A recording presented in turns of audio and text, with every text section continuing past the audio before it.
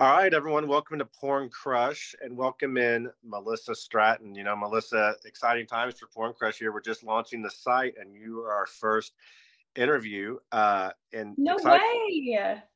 Yeah, it's really, I'm hyped about it, but also exciting times for you. This has been a really cool 2 weeks. I think it was maybe a week or two ago when the movie Platonic was released.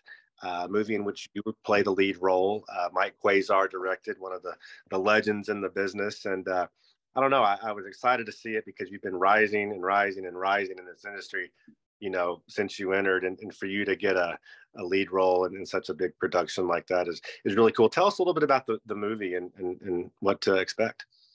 Yeah, absolutely. So, because it was such a large feature, they've released it about like a scene at a time. So the Hmm. full thing is available on March 8th, including like the final scene, which is obviously the final adult scene, which I'm in with Ryan McClain. Obviously, I'm throughout the movie, but they kind of like saved the best for last. So I'm really excited. It definitely was like the biggest like production or feature that I've been a part of this far. So I was really nervous, but I have worked with Mike Quasar many times and he was like, no, this is meant for you. I wouldn't trust anybody else with this part. So him and I put it together and it's amazing. Yeah, I'm sure it is. Give fans a little bit of a rundown about the plot and kind of what it's about. Yeah, so I kind of joke that no one's gonna forget the title of this movie because we say Platonic about 100 times throughout I it. noticed that trailer. Yeah, that In was the trailer, I know. I was like, no one's gonna forget the title. But that's it. It's basically about Ryan McClain and I have been friends for like 10 years and we've always kept things platonic. But it's hard because we're dating other people and we're seeing other people and we realize that we do actually have feelings for each other. And it really comes to a head in a moment where one of his coworkers takes me out and he realizes, wait a second, like you guys are actually really in love. got So a jealous, didn't he? Yeah, yeah. yeah. I think it's a good script in my opinion because it's relatable. I think a lot of people, at some time in life had that friend that was just your friend, and all of a sudden you start catching feelings. Not only is it relatable, but it is based on a true story. So Mike Quasar has a very interesting relationship with his ex, and he wrote this like directly from his life experience. He said the ending is not his real life. He said we never got back together and Because we never like yeah, he's like it stayed platonic after that, after we broke up. But yeah, so when he wrote it originally, uh in well in the movie, I think he wrote it for Maria, and so he didn't want my name. So it was kind of funny how he like wanted this character to be realistic. right. Well, I'd encourage everyone to check it out. I mean, you play the lead role, but also an all-star cast: Kylie Yeah. Rock, Ashley, Tommy Pistol, Skylar Snow. Yeah. So I know it's going to do really well. Last thing about that, you mentioned you've worked for Mike Quasar, or worked with him a ton. What's that like when he's directing you? So I always credit Mike as kind of like discovering me in a way. He was one of the first directors to give me like a bigger opportunity than I probably deserved when I first came into the industry. And we just really developed a great rapport right off the bat. Working for Mike is an experience because he will admit that he's kind of a character. He's kind of a grumpy guy, but he's incredibly lovable, but he doesn't like to let people know that. So, yeah, I really enjoy working with him because he gives you a script and he just wants you to make it your way. He wants it to be realistic and he wants it to be good. So he writes a script and he's like, stick to the storyline, but if you want to say something a different way or put a different inflection on it, he likes that. So it's always fun to work with Mike. You said he tells you to do it your way. Sometimes when I hear people talk about working with you, and I'm talking about scene partners now, Yeah. they rave about what a great experience it is to have sex with you and to work with you, and Aw. so passionate and uh, Yeah. things of that sort. Did you kind of take that mentality into your scenes too? Like, hey, I'm gonna Oh do this yeah. the way I like to have sex. Yeah, I mean, obviously, I'm a talker, so part of my like pre-scene ritual is to try to get to know my scene partner a little bit because I want our sex to be as good and authentic as possible. You know, Hmm. it's really easy for me to like people. So I'm never worried that like I start talking and then realize I don't like them. You know, I've had really good opportunities with some really amazing talent. But that's funny that, you know, I think maybe that's why my partners enjoy scenes with me and why I enjoy this work is because it does have a lot of realness to it, a lot of passion that isn't fake. You know, we're able to build that rapport really quickly and it's awesome. Absolutely, absolutely. What kind of take us back a little bit about your decision to get in the industry? I mean, we know you were a really popular and successful cam performer, but even before that, you know, what age or stage in life did you start thinking, hey, the adult industry, whether it's camming or porn, you know, might be for me? Yeah, so definitely I started later in life because I'm 33 and I feel like in the porn world, not a lot of people start out as a MILF, you know. They're let you kind of like grow into that. So I started during COVID because I was kind of bored and I was a graphic designer working from home at the time and jobs were obviously kind of trickling down and I needed to find something to do. I really did. And I had heard a friend talk about camming and I was like, yeah, I'll try it. And I remember the first night that I hopped online, I looked like this. I didn't want to show my face. So I sat there like this with just my mouth and my boobs. Right. And I talked and I would flash and I would do stuff. And I didn't really know if I would like it. And I fell in love with it so quickly because, especially on Chatterbait, where I cam exclusively, I love the positivity of my community and my cam room that I've built. So Hmm. I was addicted. So shortly thereafter, I was showing my face, I was using toys, I was doing a lot more things. And I think that's what got me into porn is that I've really kind of taken things slow and taken them my way. And I've loved every minute of it.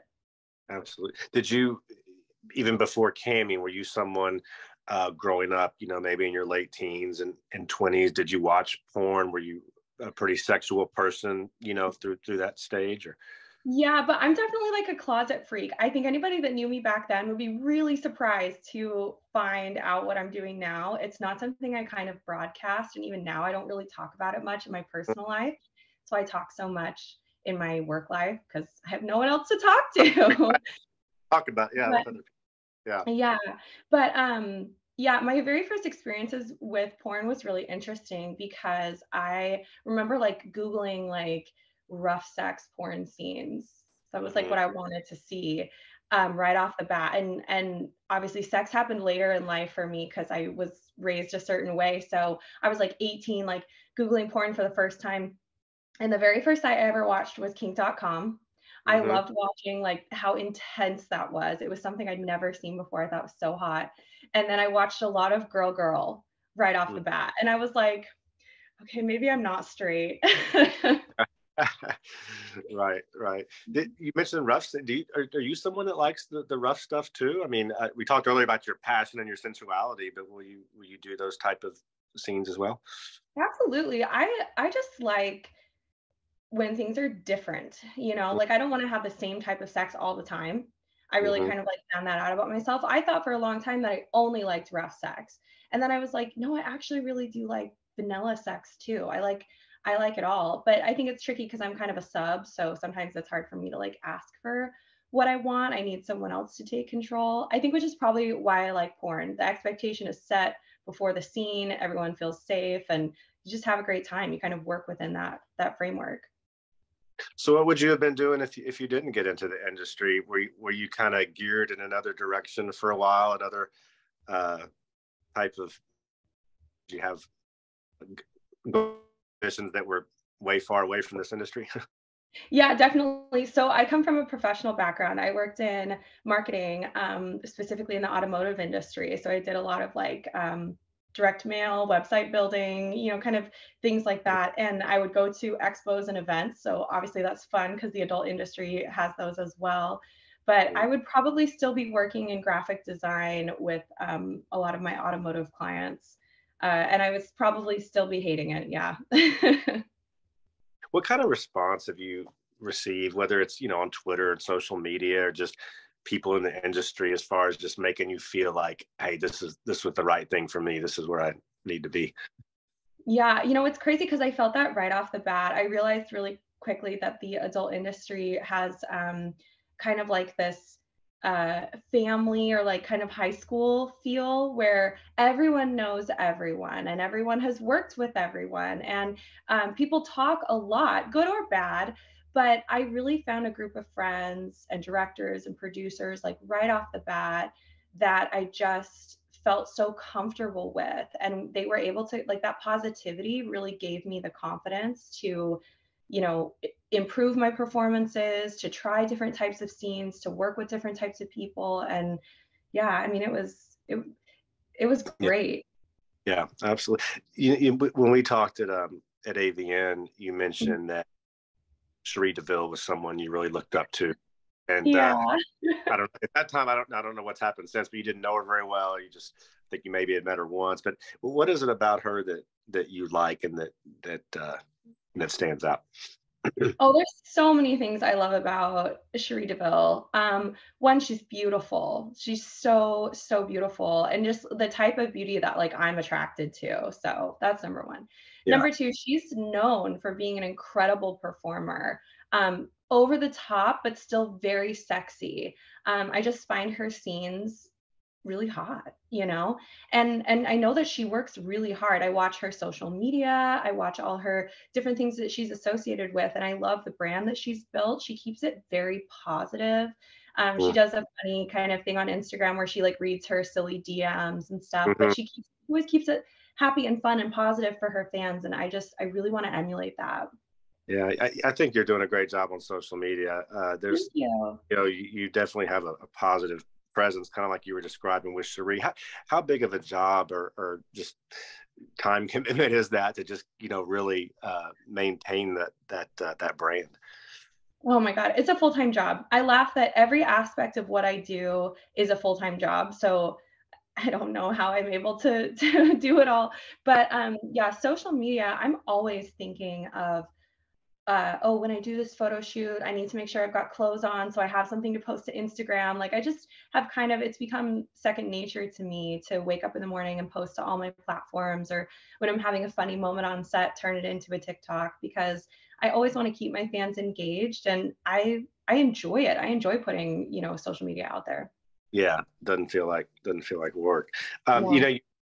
With Cherie, you talked about how good of a performer she is. Are you someone that'll go back and watch your scenes and kind of critique yourself and you see what I'm getting at? I mean, do you study your own work? Totally. Totally. Unfortunately, I am probably one of the most insecure people that you will ever meet. So I'm constantly critiquing myself and my performance because I want to be better. I want to do what the best are doing. And I didn't have a lot of experience with porn when I got in, nor was I very confident about it, about my body, about my performance, like how to look at the camera or not look at the camera, how to connect with my scene partner. It's really hard. It's really difficult. But I think when I watch my scenes back, I'll tell you what, I find it cringy to watch myself have sex. So I watch it in like chunks. Like I watch as much as I can until I start going like, oh, Really? oh, and then I turn it off and I come back to it just to Oh, see like how I can improve. Yeah. yeah, yeah. Last thing, what about actually I got two more questions. One, you know, life away from the industry, like what, are you someone that likes going out to eat a lot? Do you like to work out a lot? Like, what do you have hobbies, little snippets of Melissa Stratton that people might not know about? Yeah, a couple things. I think I'm a workaholic, so I really love my work and I do it every day. I do it all the time. But when I do take time away from, from what the fans see, I love to travel. Mhm. I'm just traveling around the US, but I'm actually going to Paris in a few weeks, so Oh, I'm wow. super excited. Yeah, it'll be my first time out of the country since before COVID, so I'm really excited for that. I love to travel. Um, and I love like getting dressed up and going to dinner. I know that sounds so silly, but that is like my hobby. I love experiences and I love talking to people. So I love getting a group together, getting all dressed up, having like a 4-hour dinner. That's like Hmm. my silly little hobby. There's so many good places in LA to eat. I mean, every time I come out there, I want to go to Nobu or Katana or something. Like I've been there, we got to try something new because there's just so many good spots. Exactly. And people make fun of me because I'm like, they'll want to go to like a diner or like whatever. And I was like, no, if I can't get dressed up, I don't want to go. And I'm not saying it has to be expensive. It just has to be an experience, Melissa, you're not too good for a diner now. Come on, you'll do a little diner, Hey, right? I can dress down, I promise. Huh? I said I can dress down, I can be cool, I can hang, but like if I'm gonna take time out of my life, I want it to be like a big deal. An experience, absolutely. Yeah. Okay, final question. We talked about what a great, I guess we would call it rookie season you've had here in the industry. Moving forward and over these next, for the rest of 2023, do you have a bucket list of things you want to get done, goals, aspirations, that kind of stuff? Oh yeah, totally. I am all about goals and affirmations. I share this with my fans all the time. I don't tell them what all of my goals are, but I Yeah. share, my affirmations about like, hey, you're the best. You can do this. You're going to be the best at what you do. And I know that's silly, but it does help me kind of like find that confidence to accomplish my goals. This year, so I live in the Midwest and I commute to LA, so I'm not able to work in the industry all day, every day. Mhm. So my goal for this year is to shoot 60 scenes, because last year I only shot 20. So I thought, let's just up that a little bit. Let's give my fans a little more content to see. So Yeah. that's one of my biggest goals is I just want to shoot a lot, Right. I bet you're darn near already on your way to 20 here in Yeah. 2020. Yeah, I shot a lot already. Yeah, you've been working hard, and I know the fans appreciate it, and we appreciate your time for joining us today. And it's going to be Yeah. already been exciting watching you, but I know there's a lot more to come. So Oh, let's, thank you so much. yeah. Okay, Melissa, have a good time in Paris, and we'll catch up with you soon. Sounds good. Bye.